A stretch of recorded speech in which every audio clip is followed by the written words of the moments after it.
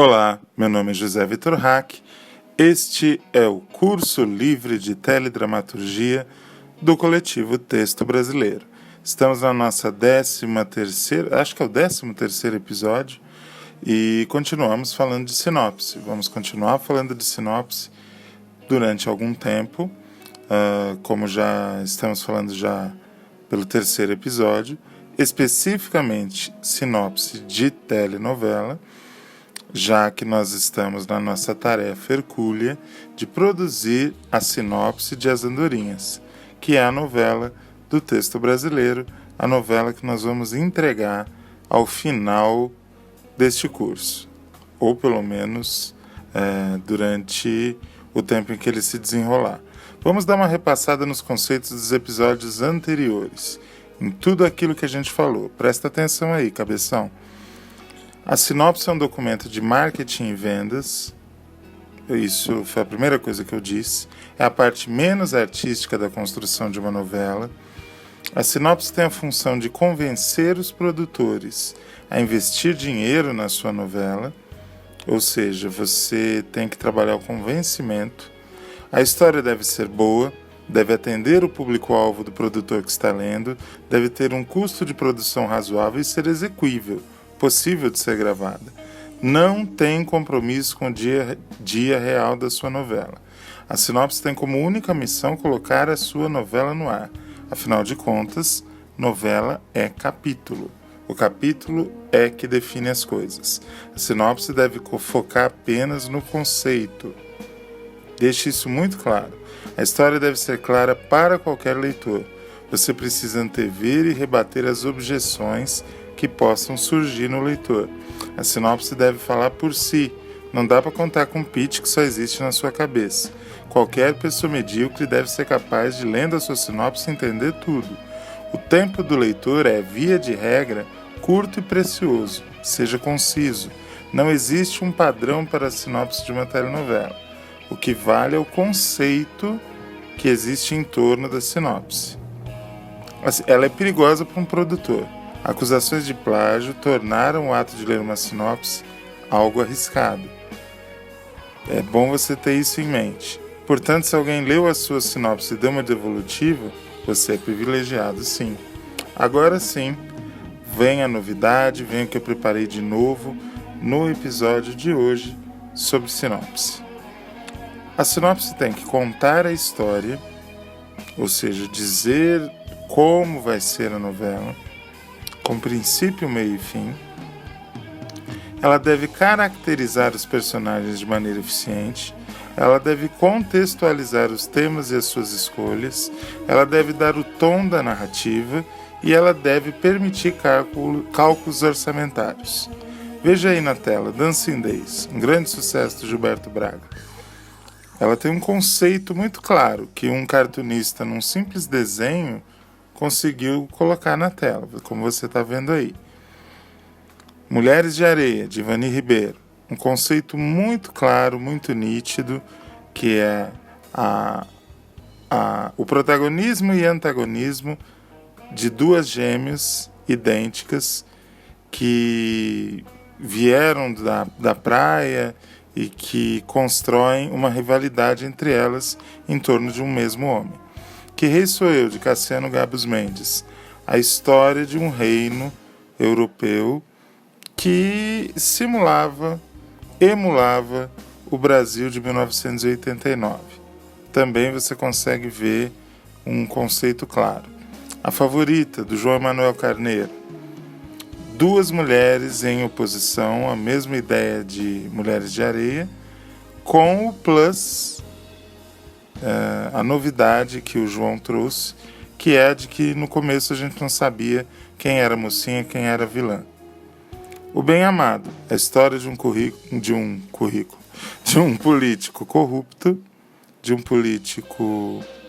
um coronel da Bahia, e de toda a sua epopeia para conseguir inaugurar um cemitério.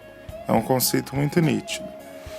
Roque Santeiro, um microcosmo do Brasil numa cidade onde personagens extravagantes lutam para manter viva a chama do mito. O mito, que depois todo mundo descobre, não passa disso, de um mito. Não tem nada de real na história dele. Avenida Brasil, novamente mulheres em oposição, com o molho da vingança, né? Era uma história de vingança, e também com o panorama social da época, que era a ascensão da classe C no governo Lula. Senhora do Destino, você vê que no desenho a Nazaré está bem na frente da escada. Era uma história que é um pouco mais difícil de definir, mas entrou para a história como a novela da Nazaré. Então, ela encarna um pouco o espírito da novela. Tieta, novamente, mulheres em oposição, duas irmãs, como em Mulheres de Areia, na praia também, como em Mulheres de Areia, mas aí havia o componente da moralidade, né? Uma beata falsa moralista e uma ex-prostituta.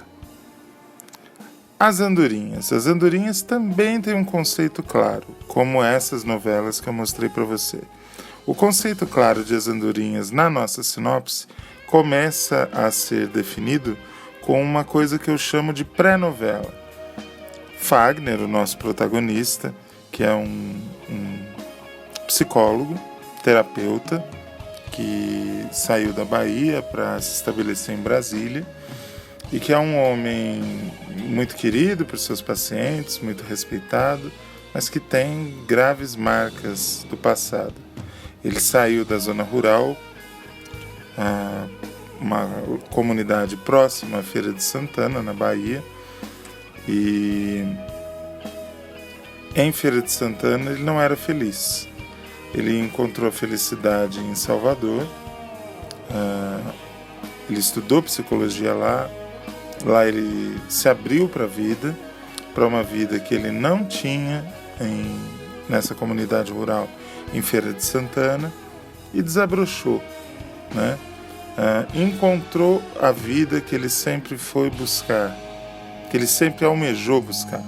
Lá ele conheceu a Caetana, que era uma estudante de pedagogia, que era mais ou menos da mesma região, se encantou por ela, teve com ela uma relação muito leve, muito gostosa, muito descompromissada, e isso mudou a vida dele. Eles vivem uma história de amor muito bonita, voltam para a Feira de Santana ao final dos respectivos cursos, e aí sim, apesar de eles já terem alguns anos de relacionamento, eles resolvem, voltando para o interior, oficializar esse relacionamento. A novela começa aí. Mas eu já estou contando toda essa pré-história para que quando começa a novela o público tenha um alicerce claro de que história eu estou contando. Correto? Veja aí na tela, pré-novela, o contexto que gerou nosso protagonista. Fagner Azevedo nasceu numa família de classe média da zona rural de Feira de Santana, estado da Bahia. Filho de Zenaldo Azevedo, presidente do sindicato rural e pessoa influente na comunidade. Fagner cresceu como filho único, mimado e bem nutrido. Sua mãe, a dona de casa Glória Azevedo, Sua mãe, a dona de casa Glória Azevedo, era uma mulher reservada e pouco afetuosa. Ela assistia a Zenaldo criar Fagner como um reizinho do lar, sem nada interferir. Trata-se de uma gente que gosta muito de morar no interior, gente que diz que o meio rural nos proporciona calma, belas paisagens, proximidade com os animais e com contato com a natureza e uma certa liberdade. Conforme o tempo foi passando e o menino crescendo, o reizinho da casa passou a se atritar com o pai, por se mostrar completamente inepto como agricultor e por ambicionar uma vida intelectual e pessoal mais rica do que Continua daqui a pouco. Enfim, o que eu estou mostrando para vocês? Eu estou contando, na página 3 da minha sinopse, como é o passado desses personagens. Eu começo a minha sinopse contando o que o público não vai ver. Correto? Porque com o título pré-novela eu espero que a pessoa entenda que isso não vai ao ar. Pode até ir eventualmente numa cena ou outra em flashback, mas a novela não começa aqui. Então, se a novela não começa aqui, por que eu estou começando aí? Para dar uma base sólida para esses personagens, para que o ator saiba qual é o personagem que ele está encarnando. Por ambicionar uma vida intelectual e pessoal mais rica do que o horizonte da fictícia comunidade de Marcolândia pode oferecer. De onde eu tirei Marcolândia? Não sei. Inventei. É assim que funciona. Eu deixo muito claro que é uma comunidade fictícia, para diferenciar de Feira de Santana, que é uma cidade real. Ele opta pela carreira de psicólogo, passa no vestibular em uma universidade de Salvador. Fugir do clima ruim com o pai, da distância emocional da mãe e de um povoado que pouco tinha a acrescentar-lhe à alma, esses são os motores que movem Fagner em direção à capital. Ele mora com Mati no segundo ano, quando conhece a caloura de pedagogia Caetana da Silva. Eles se aproximam pela evidente atração física e por serem de comunidades fictícias, eu grifo novamente que é fictícia, relativamente próximas, todas orbitando Feira de Santana. Ele de Marcolândia, ela de Brejo Amarelo. Caetana é romântica e muito diferente, nada mimada. Todavia, também é filha única. Criada pelo pai, Afonso da Silva, cresceu numa chácara com pomar e algum gado. O pai fabrica queijos e doces. Viúva há anos, tem Caetana uma espécie de santa de adoração. Caetana é sustentada em Salvador pelo padre Inácio, tio de Afonso. Fagner e Caetana namoram por 3 anos, sem que um apresente o... Já eu continuo. Veja que eu explico nesta pré-novela o porquê desses personagens serem assim, as razões, as motivações que estes personagens, o meu protagonista e as pessoas que construíram o passado desse protagonista, porque elas são assim. Eles se aproximam por evidente atração física, isso eu já falei. Tem só o parágrafo final para falar. Fagner e Caetana namoram por 3 anos, sem que um apresente o outro à família. Trata-se de um namoro descompromissado, gostoso, afetivo e muito leve. Algo que lubrifica a existência desses sertanejos na capital. Não é algo pesado. Caetana também teme a reação do padre e a do pai. Eu expliquei por que Caetana e por que Fagner não chegaram a apresentar o respectivo cônjuge à família, por que não apresentou a namorada, por que ela não apresentou o namorado. Eu dei uma justificativa com personagens que pouco apareceram na novela, dei todo o contexto de onde saiu esta pessoa. A partir da página 4, eu começo a contar a novela em si, o que o público vai ver desde o primeiro capítulo. Esse sistema de organizar a sinopse me parece muito racional, me parece muito prático. Se você achar que deve fazer assim, faça, veja se funciona para você. Escrever a pré-novela ajuda os atores a criar e situa bem o leitor da sinopse sobre quem são os personagens. É o que eu acabei de dizer para vocês. Não basta você começar a história e ponto final. Você tem que dar algum substrato para o seu ator trabalhar. Isso não é obrigatório, óbvio. Depende de que tipo de história é a sua. Você percebeu a concisão? Eu contei todo o passado desses personagens em uma página.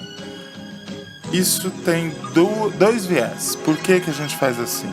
Primeiro, para poupar o tempo do leitor, correto?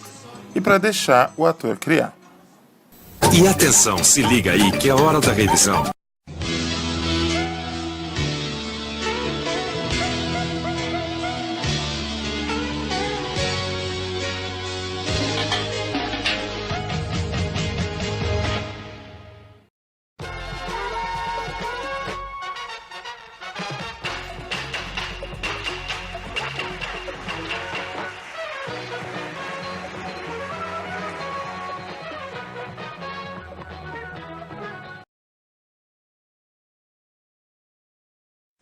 Tem o vídeo, tem o áudio, pode seguir, Tom. Quais são as cores, os cheiros, os sabores que te remetem à infância e ao Paris? Molho de tomate, gosto, pizza, um churrasquinho na brasa com pão e molhinho vinagrete de uma lanchonete que chamava Ao Balneário de Paris, ficava em frente à igreja de Santo Antônio. Acho que fica, só que faz 40 anos que eu não como lá. O molho de tomate era da nona, a pizzaria era a Toscana, que já acabou, que era de um primo da nona. E cheiro, eu lembro muito do cheiro de essência de baunilha, que hoje eu sei que é isso, de bolacha maisena, porque a fábrica era muito pertinho, a fábrica da Tostines. Na época acho que ela chamava Biscoito Confiança. E tinha um dia da semana, ou dois, que eles faziam Maria, maisena, aquelas bolachas doces. Então o cheiro era muito forte, o que me fez evitar bolacha maisena durante alguns anos, porque era demais, era impressionante. Mas depois, conforme eu fui andando pela cidade, eu vi que tinha tanto lugar que cheirava mal que o cheiro de bolacha maisena não era dos piores para enfrentar, não. Ok. Agora eu quero fazer um complemento. Pode fazer. Só antes de fazer o complemento, dividir essa lembrança. Eu estudei no Mary Ward, na Gonçalo Nunes, no Sapé, senti esse mesmo cheiro. Na ida e na volta da escola. E o cheiro dos tapetes da Tabacô do lado. Ah, esse eu não cheguei a pegar, não. É bem pior. Imagina. É bem pior. Uma coisa que eu queria complementar ainda sobre o Paris, que cara tem o Paris para você? Olha, veja bem. E o que ficou em você? Tá. O Paris, para mim, é o Paris de 40 anos atrás, 45 anos atrás. É o Paris da minha infância. Eu vivi lá do que eu nasci até os 6 anos, mas eu frequentava muito de fim de semana, porque eu tinha a minha tia favorita que morava lá perto da gente e continuou morando lá mais uns 8, 9 anos antes de vir para Moema. Então, era um lugar que eu continuava indo. Eu me lembro de poder brincar na rua, porque a gente morava numa vila sem saída. Eu me lembro do barulho da fábrica da Filizola, que fazia balanças, que minha casa era grudada nela. Eu me lembro eu me lembro da procissão da Semana Santa, eu fui anjo umas 2 vezes. Dizem que eu tinha cara de anjo. Eu acredito um pouco vendo o meu filho mais velho, o Renato, porque ele nasceu com cabelo de anjinho, sabe? Que é aquele macarrão argolinha, o cabelo dele. Então, quando eu tinha cabelo, ele enrolava, então podia passar por um vago anjo.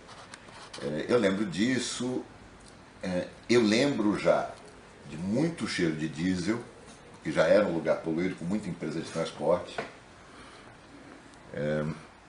Mas as lembranças principais são as emocionais, com certeza. São aquelas de nona, nono, essas coisas assim. Ele tinha um toque de cidade do interior que era quebrado pela falta de verde. Que era quebrado por ser uma coisa de paralelepípedo e paredes meio sujas, que tinha muito galpão de trabalho, sabe? Muito galpão de fábrica, de oficina mecânica. Que eu saiba, ele está muito mais ferrado hoje em dia. Mas eu não tenho certeza se ele já não estava ferrado naquela época, e a minha lembrança, que é a lembrança de um garoto, que é uma lembrança mais doce, mais emocional. Eu lembro também das enchentes do rio Tamanduateí. Elas eram deliciosas. Veja bem, naquela época eu não sabia que podia pegar leptospirose, nada dessas coisas. Então, eu e os meus vizinhos, o que a gente gostava de fazer era correr até a ponte que passava em cima do Tamanduateí, na rua João Teodoro. É uma ponte bem antiga. E quando enchia mesmo, a água passava por cima da ponte, né? Então a gente ficava brincando de barquinho ali com caixa de madeira, coisa que sobrava no mercado. Acho que eu tenho duas lembranças mais extensas do bairro, que eram o mercado municipal, que às vezes eu ia lá ajudar o meu tio a vender tomate. Ele tinha uma banca lá. E aí me levava para comer sanduíche de mortadela, aquelas coisas todas que já existiam na época. Eu ganhava um monte de amostra dos amigos dele. E lembrava do trenzinho que saía ali, perto do Pari, para a Serra da Cantareira, que era o passeio mais comum, né? Então eu me lembro do trenzinho, às vezes a gente descia em Santana para visitar uns outros parentes do parente do parente. O que foi, hein, Bilu? Você foi experimentar aquela coisa prateada? Aí o que ficou, para mim, me parece o seguinte: ficou um conhecimento da classe média baixa dos anos 60, basicamente. Então, ficou uma referência muito forte. E quando eu mudei para o Campo Belo, aí era um bairro de classe média com jardim, com não sei o quê. E claro, eu passando lá outro dia, eu falava assim: nossa, minha casa parecia tão grande, ela é tão pequena, né? A casa do Campo Belo. Mas essa noção que você associa muito com São Paulo, é um quadro bem típico de São Paulo, que é começo da Zona Leste. Um bairro que já foi um bairro operário, né? Com aquelas casinhas apertadinhas e aquele tipo de vida que era de cidade do interior, só que sem rio, sem a parte ecologicamente gostosa da vida do interior. Ok.